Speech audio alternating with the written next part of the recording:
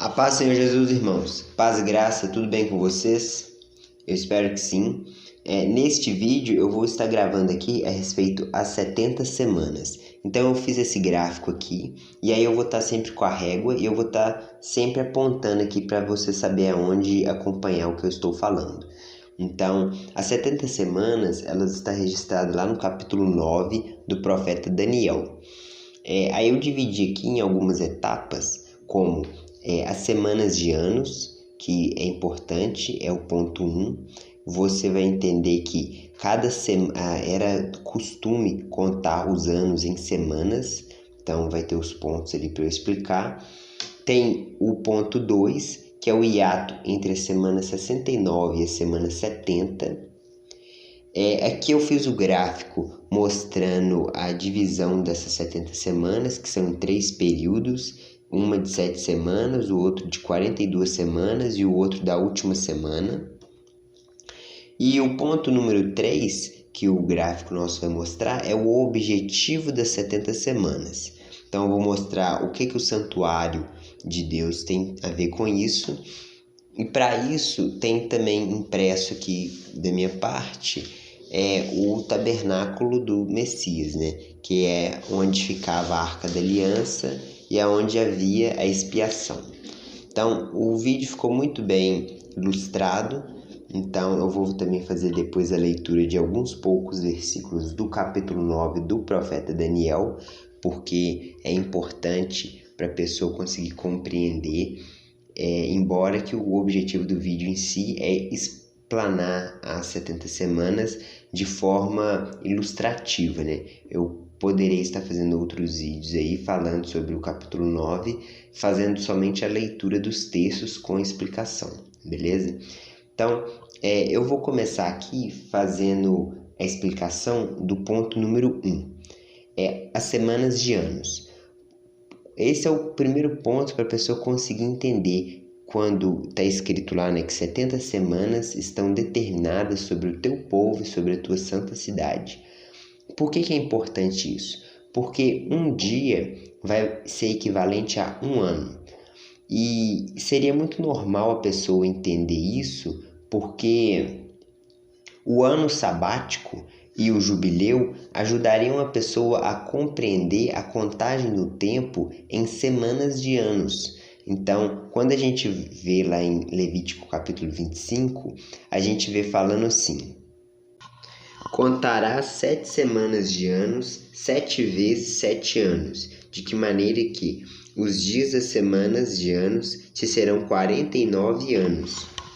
Então, olha como que era a linguagem já desde os tempos da lei de Moisés. Era que a contagem do tempo seria em semanas de anos, que é 7 semanas de anos, 49 anos. Então, olha como que é interessante a forma como era contado o tempo e como Deus já estava treinando a mentalidade do povo dele para que as pessoas conseguissem compreender depois as profecias que ele mesmo haveria de passar. Então, o primeiro ponto é a pessoa entender que são 70 semanas, 70 vezes 7, 490 dias. Só que são semanas de anos, então 490 anos. O ponto 2 é o hiato entre a semana 69 e a 70. Então, por que eu digo isso? Porque a precisão ela é incrível da profecia. Por quê? Porque Deus profetizou com exatidão o tempo que o templo haveria de ser reconstruído.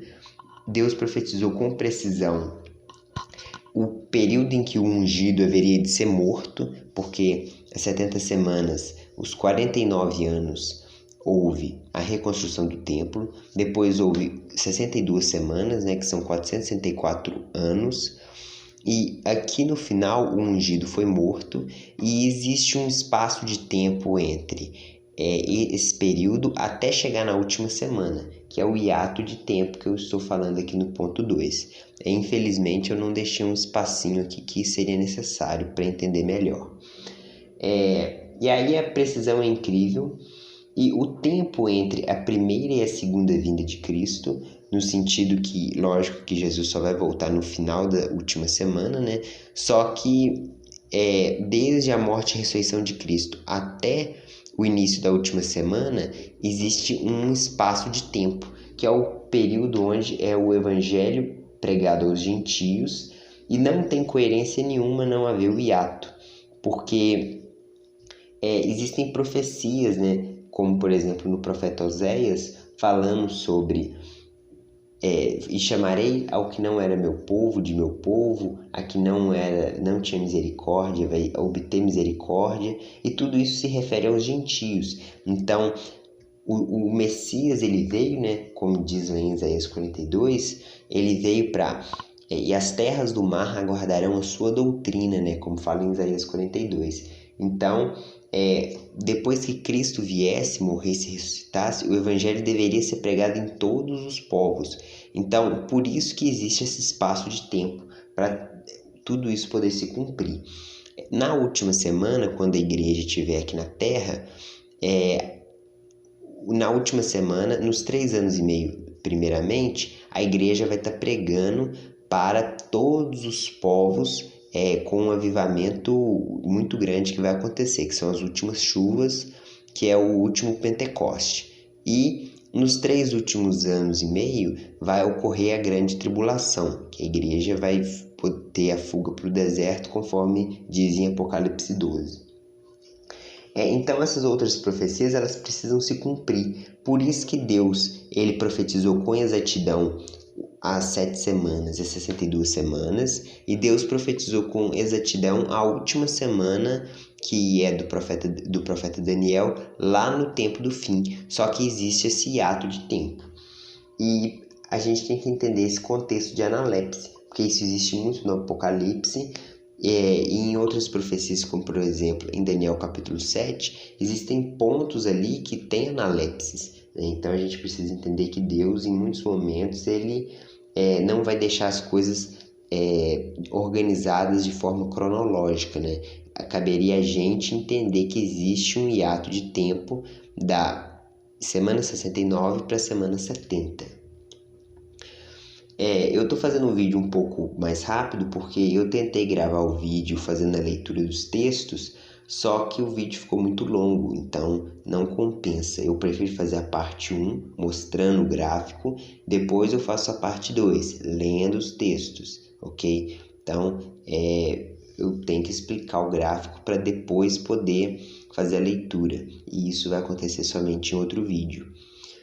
Então, quando a gente fizer a leitura, vocês vão perceber que as 70 semanas, elas são divididas pelo próprio anjo Gabriel, que é quem está passando a mensagem para o profeta Daniel. Ela vai ser dividida em 3 partes. As 7 semanas, que são 49 anos, porque 7 vezes 7 é 49, inclusive lembra até o ano do jubileu. Depois vem as 434 anos, que são 62 semanas vezes 7, e depois a última semana, que são os últimos 7 anos do tempo do fim. Quando a profecia do profeta diz que no fim dos 434 anos, no fim das 62 semanas, o ungido haveria de ser morto, está profetizando a morte e ressurreição de Cristo. E o objetivo das 70 semanas é falar a respeito de cessar a transgressão, dar fim aos pecados, expiar a iniquidade, trazer justiça eterna, selar a visão e a profecia e ungir o Santo dos Santos. O cessar da transgressão, o dar fim aos pecados e expiar a iniquidade, tudo isso tem a ver com o santuário de Deus. O profeta Daniel, no início do capítulo, ele está fazendo a oração pelo povo dele, que ele entendeu que o fim dos 70 anos estava chegando e que o povo não tinha se arrependido ainda, mesmo tendo sofrido tanto ainda na Babilônia. O profeta Daniel sabia que quando o povo voltasse para a terra deles, eles haveriam de pecar muito ainda contra o Senhor. E a preocupação do profeta era que o povo tivesse um coração reto e justo diante de Deus. Então Daniel faz a oração e Daniel vai falar, né, que são 70 anos que Deus deixou eles em cativeiro, e aí Deus vai mostrar uma profecia de 70 vezes 7, 70 semanas, para de forma definitiva resolver o problema do pecado do povo de Deus, que só vai acontecer quando Jesus volta, que é lá no fim da semana 70, né? A semana 69, ela se cumpriu com exatidão no ano e no dia que Jesus morreu e ressuscitou. Porém, os últimos 7 anos, eles são no tempo do fim, existe esse hiato. E aí, trazer justiça eterna é algo que ainda não aconteceu, porque ainda existe muita injustiça no mundo, então não houve ainda justiça eterna, né?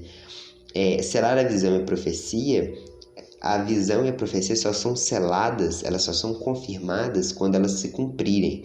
E muitas coisas ainda das profecias que estão em Daniel ainda não se cumpriram, embora que também muitas coisas já se cumpriram também. Então, tem profecias lá no capítulo 2, no capítulo 7, no capítulo 8, no capítulo 10, 11 e 12, que ainda tem que se cumprir. Só que aqui vai falar no singular. Então, selar a visão e a profecia, mostrando também que todo o profeta Daniel é como se ele fosse uma única visão e uma única profecia, só que de ângulos diferentes. São várias peças do quebra-cabeça. Ungir o Santo dos Santos significa que a gente acaba sendo inclinado a dizer que o Santo dos Santos é Cristo. Só que quando a gente analisa melhor o contexto e a coerência das coisas, a gente vai saber que o Santo dos Santos era a parte interior do tabernáculo de Moisés. Então, era a parte onde o sumo sacerdote, uma vez no ano, no dia da expiação, ele aspergia sangue 7 vezes sobre a Arca da Aliança, que era onde tinha as 2 tábuas da lei, o cajado lá de Arão e também o vaso que tinha o maná, né? E todos esses símbolos aqui têm implicações espirituais também para a gente entender num outro vídeo.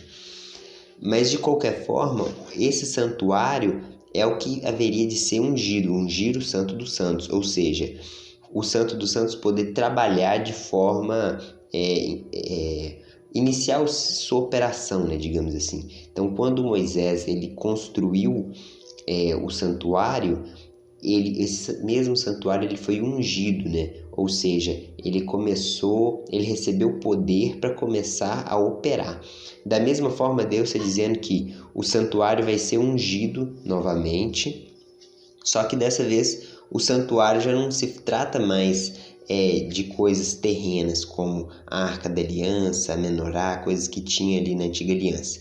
O que Deus está falando é de ungir o povo dele, e aí sim, aí você vai entender, ungir o próprio Cristo como rei, e ao mesmo tempo também o céu, porque o céu é o santuário de Deus, né? E não uma casa pequenininha na terra. Beleza? Então é importante entender essa parte aqui. Tem pessoas que vai falar que ungir o Santo dos Santos é Cristo, mas é necessário a explicação completa, ok? Então eu espero que vocês tenham gostado aqui de todo o estudo.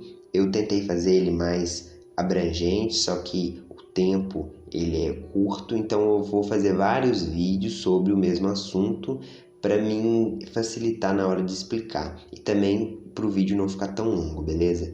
Então, nos próximos vídeos, eu vou estar fazendo a leitura do capítulo 9 do profeta Daniel em conjunto com o gráfico. Esse vídeo aqui foi apenas introdutório, beleza? Então, muito obrigado por você ter acompanhado o vídeo. Deus abençoe grandemente a sua vida.